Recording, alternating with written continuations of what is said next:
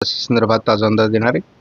आपण या ठिकाणी बघतो की एक ट्रफ अपेक्षेप्रमाणे काल महाराष्ट्रामध्ये तयार झालेली आहे आणि ह्या ट्रफमुळे महाराष्ट्रात रात्री देखील पावसाळी वातावरण राहिलेलं आहे. त्यामुळे वातावरणात मोठा बदल आहे. ढगाळ वातावरण देखील आता सकाळी आहे. काही ठिकाणी पावसाळी वातावरण देखील असण्याची शक्यता आहे. केरळमध्ये देखील वातावरण पोषक आहे. पावसाचं वातावरण आता दाखवण्यात येत आहे. आपल्याला सॅटेलाईटमध्ये जरी केरळमध्ये ढगाळ वातावरण पावसाची परिस्थिती दिसत असली तरी आपण या ठिकाणी बारकाईने बघू शकता की जेव्हा आपण सूक्ष्म प्रतिमेने बघतो तेव्हा मात्र आपल्याला वेगळं वातावरण दिसतं. त्यामुळे मग अशा पद्धतीने केरळमध्ये बऱ्याचदा पावसाळी वातावरण होऊ शकलं नाही आणि पर्यायाने मान्सून डिले झाला. जे निकष 14 स्टेशनचे आहेत ते पूर्ण होऊ शकलेले नाहीत.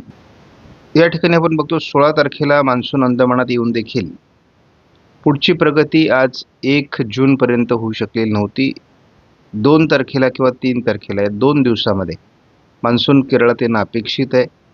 त्यामुळे आपण त्याची वाट बघूयात.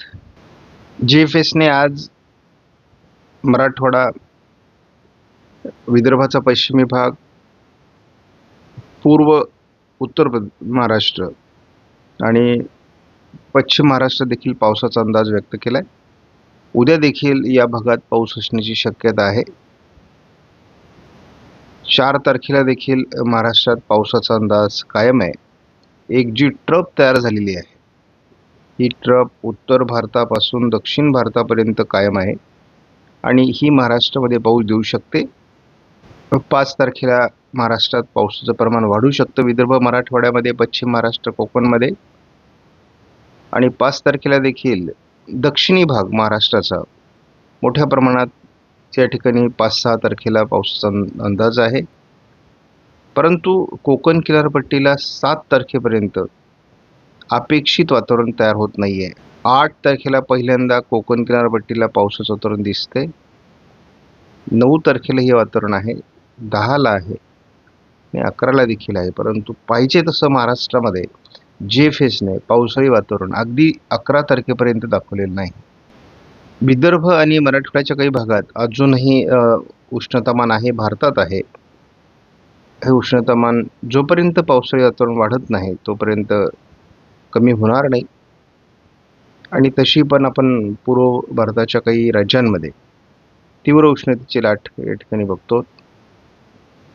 महाराष्ट्रातील उष्णतेची लाट काही अंशाने जरी कमी होत असली आणि हे जसं उष्णतेचं प्रमाण वाढताना दिसेल तसं आपण समजायचं की या भागात पावसाळी वातावरण पोहोचलेलं नसणार आहे.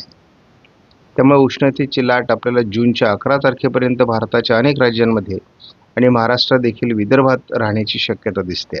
वाऱ्यांची स्थिती ही या ठिकाणाहून अशा पद्धतीने टर्न घेऊन या भागात जाताना दिसते.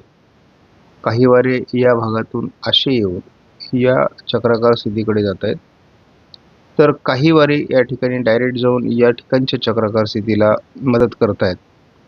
काही वारे या ठिकाणाहून गुजरात, कोकण या भागातून या चक्राकार स्थितीकडे जात आहेत. तर जोपर्यंत या वाऱ्यांमध्ये बळकटी येणार नाही तोपर्यंत मान्सून सशक्त होणार नाही. मान्सूनच्या वाऱ्याच्या दिशेमध्ये आपल्याला मुख्य बदल जो आहे, मुख्यत्वे करून बदल केरळच्या आणि याच्या दृष्टीने 6 तारखेला होतोय, जे किनारपट्टीवर धडकत आहेत आणि अशा पद्धतीने ते टर्न होत आहेत.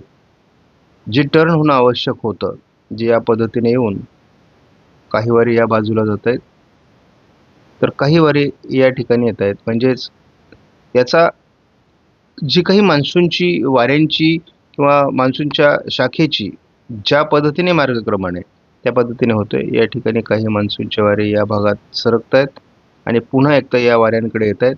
ज्या ठिकाणी यांचा मिलाप होईल त्या ठिकाणी पावसाचं वातावरण तयार होणार आहे.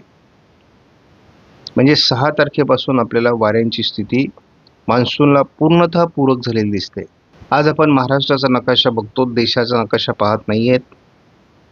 तरी देखील आज आपल्याला ECMWF मॉडेलने मराठवाड्याच्या दक्षिणी भागात मग बीड, अहिल्यानगर पूर्व,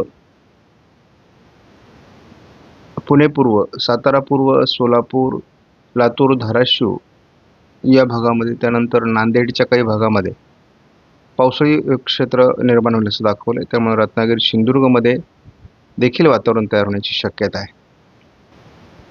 मात्र ECMWF मॉडेलने पहिल्यांदा कोकण किनारपट्टीला पावसाचं वातावरण 3 तारखेला तयार होईल, म्हणजे उद्या तयार होईल असं दाखवलेलं आहे. 4 तारखेला तसं महाराष्ट्रात विशेष पाऊस दाखवलेला नाही, परंतु कोकण किनारपट्टीसहित घाटमाथ्यावर पावसाचं प्रमाण वाढण्याची शक्यता आहे. 5 तारखेला पहिल्यांदा आपल्याला गडचिरोली, चंद्रपूर, नांदेड, लातूर, धाराशिव, सोलापूर या भागात, त्याचबरोबर जोरदार पाऊस रायगड, रत्नागिरी, सिंधुदुर्गमध्ये दाखवण्यात आला आहे. 7 तारखेपासून खऱ्या अर्थाने मान्सूनला पोषक स्थिती निर्माण होईल. जोरदार पाऊस रायगड, रत्नागिरी, सिंधुदुर्ग, कोल्हापूर, सांगली भागामध्ये, सातारा, सोलापूर, त्यानंतर इकडे नांदेड, लातूर, अगदी गडचिरोलीपर्यंत पावसाळी वातावरण राहणार आहे. हवामानातला बदल ECMWF मॉडेलने जो दाखवला आहे तो 8 तारखेपासून दाखवला आहे. म्हणजे पश्चिम महाराष्ट्रात जे मोठे पाऊस अपेक्षित आहेत, मध्य महाराष्ट्रात मोठे पाऊस अपेक्षित आहेत, दक्षिण कोकणात मुसळधार पावसाची शक्यता आहे. म्हणजे हवामानातला मुख्य बदल 8 तारखेपासून होईल. 9 तारखेला जवळपास जळगाव, अकोला, बुलढाणा, अमरावती, छत्रपती संभाजीनगर, जालना, परभणी, नांदेड, लातूर, धाराशिव, सोलापूर, सांगली, कोल्हापूर, सातारा, पुणे, अहिल्यानगर, बीड या सर्व भागामध्ये मोठे पाऊस होतील. त्यानंतर रत्नागिरी, सिंधुदुर्ग, रायगड या सर्व भागामध्ये पाऊस असणार आहे. जे कोल्हापूर, सांगलीमध्ये देखील मोठे पाऊस असणार आहेत. 8-9 तारखेला वातावरण सकारात्मक आहे. 10 तारखेला मात्र हे वातावरण थोडं विखुरलं जातं आहे, म्हणजे कमजोर होतं आहे, जुळलेलं वातावरण. परंतु तरी देखील कोकणामध्ये पाऊस असणार आहे. थोडं पश्चिम महाराष्ट्रात ॲक्टिव्हिटीज असतील, विदर्भात ॲक्टिव्हिटीज असणार आहेत.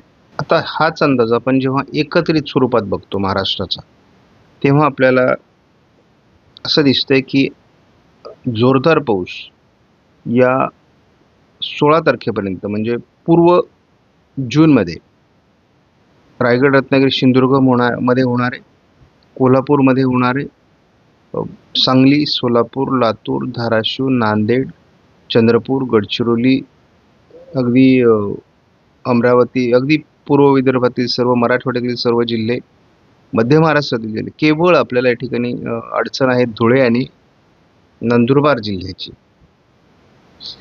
थोड्या प्रमाणात नाशिक, उत्तर भागामध्ये पाऊस कमी दिसतो या काळात. आपण पुढील 15 दिवसामध्ये कशा पद्धतीने मान्सूनची प्रगती होईल ते बघतो. 3 तारखेला किनारपट्टी भागात, कोकण किनारपट्टीसहित पश्चिम महाराष्ट्रात पावसाचं प्रमाण वाढू शकतं. 4-5 तारखेला प्रत्येक दिवशी पावसाचं प्रमाण वाढत जाणं अपेक्षित आहे दक्षिणेकडून. प्रत्येक दिवशी पावसाचं प्रमाण वाढत जाणं अपेक्षित आहे दक्षिणेकडून. आपण बघतो की 9 तारखेपर्यंत आपल्याला महाराष्ट्राच्या दक्षिणी भागात मोठ्या प्रमाणात वातावरण तयार झालेले असेल. म्हणजे 10-11 तारखेपर्यंत तर कोकणात मान्सून आलेला असेल. पुढे तो संपूर्ण मुंबईपर्यंत पोहोचण्यासाठी देखील 13-14 तारखेपर्यंत चांगलं वातावरण आहे. आपण जेव्हा 15-16 तारखेपर्यंत हा अंदाज सरकवतो तेव्हा महाराष्ट्राच्या बहुतांश भागात आपल्याला अतिशय उत्तम प्रकारचं वातावरण दिसते. फक्त पावसाचं प्रमाण हे नंदुरबार, धुळ्यामध्ये कमी राहण्याची शक्यता दाखवली, परंतु गरजेपुरता पाऊस या ठिकाणी देखील होईल.